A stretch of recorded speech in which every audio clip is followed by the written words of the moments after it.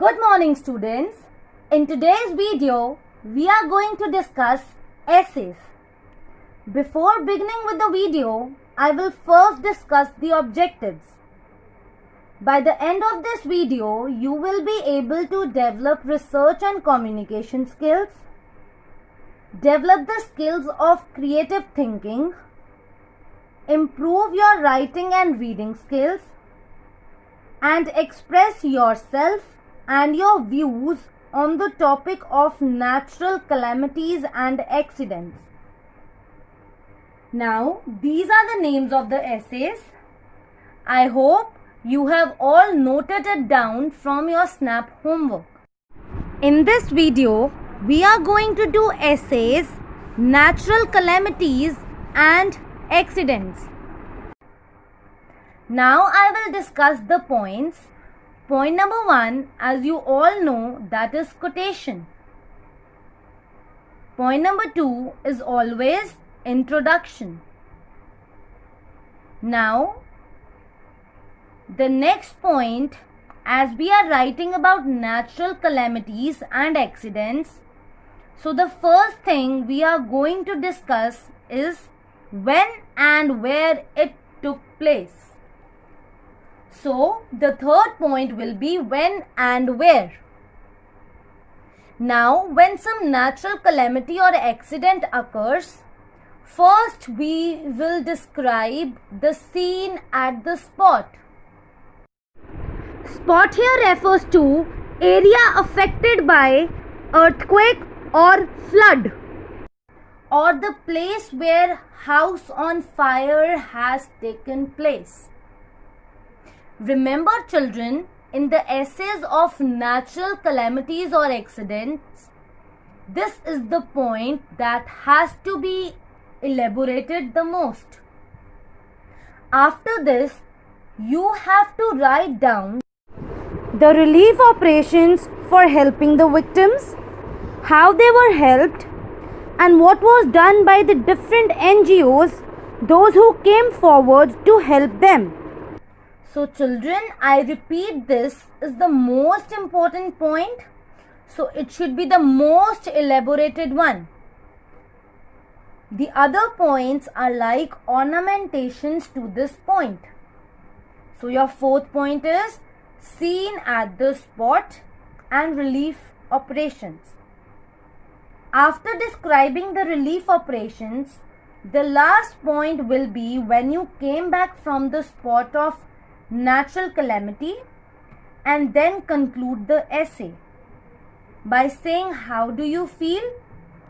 You can even give general experience of natural calamities, and you can even end the essay with a good quotation. I hope you have all understood the points. Now, before starting with the essay, let me give you an overview of what you should write. Now imagine, as you see the pictures, imagine the scene of earthquake in your mind, and then you have to write down whatever comes to your mind in good language using good vocabulary words. So, at first, when you think of a natural calamity, you have to describe when and where it took place and how did you reach the spot. Then you will describe the people around you. What was the atmosphere? What did you see?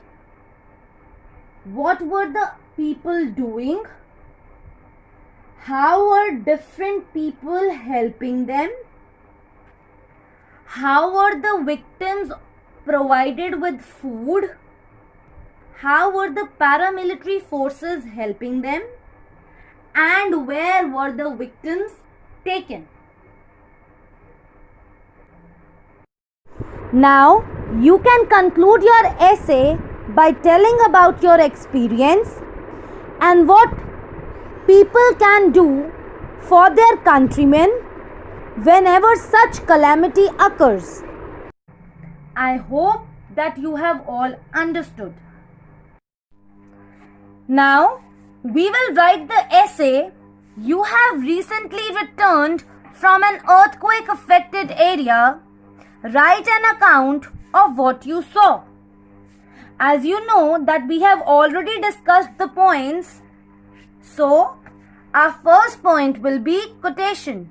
Children, you can write as many quotations as you want. For example, we cannot stop natural disasters, but we can arm ourselves with knowledge. Or you can write, disasters strike without warning. Now our next point is introduction. Now children, as you can see, the hints are given.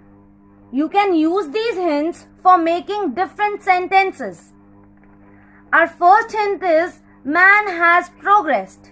So the sentence can be, no matter how much man may have progressed in science and technology, but time and again, nature has shown its supremacy. Now here, supremacy means leading or controlling position. It is this supremacy that reminds us of God the Almighty. The natural catastrophes across the world are taking a heavy toll of life and property. Now here, catastrophe means unexpected event caused by nature. Toll of life means number or count of lives and property. Our next point is when and where. The worst earthquake of the century rocked the entire state of Gujarat on 26th January at 8:15 am. I had gone there to have first-hand account of the tragedy for a daily as a freelance reporter. Now here, a daily means newspaper. Freelance means self-employed. The worst affected area was Bhuj, where the major destruction was reported. Our next point is seen at the spot. The extent of destruction and human suffering that I saw was unimaginable and at times belied description. Now here, unimaginable means difficult to imagine or think. Belied description means to show something to be false.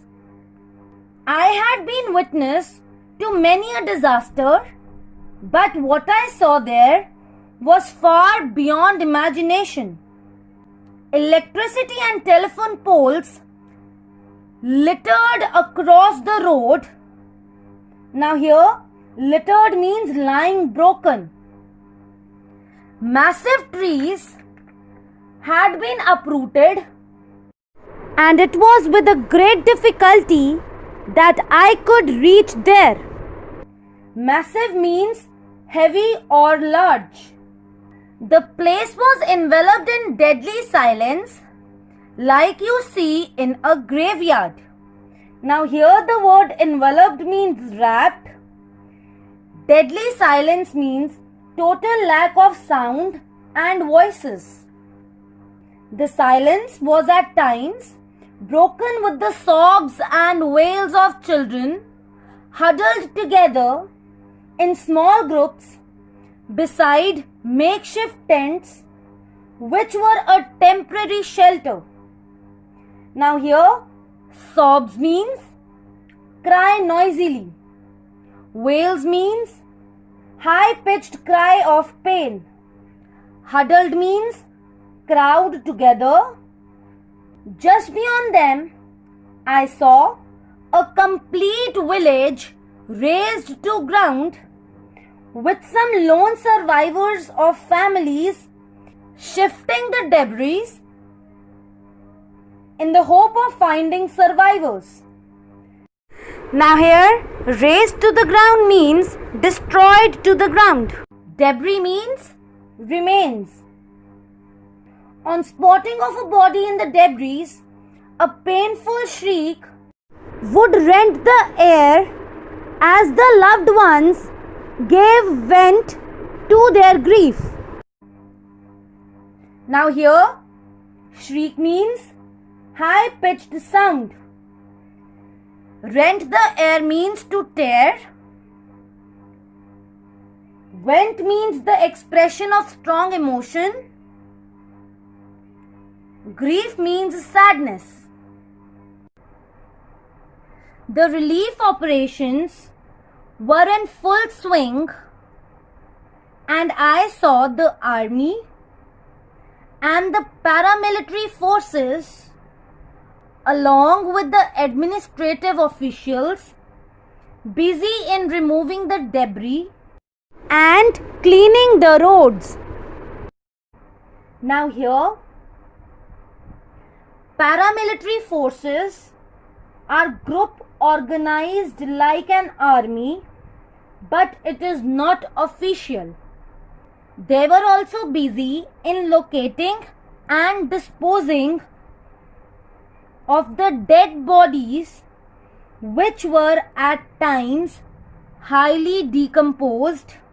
Here, disposing means getting rid of by throwing away, and decomposed means rot or decay. The paramedics, along with the doctors, were providing medical aids to the injured and the ill. Now here, paramedic is a person who is trained to give emergency medical help.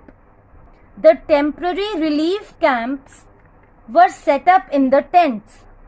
Looking above, I saw helicopters airdropping food packets to the marooned people. Now here, marooned means left in a place from which you cannot escape. I also saw some voluntary organization helping their unfortunate brethren. Now here the word brethren means brothers or fellows. They were offering food to them in the hour of grief.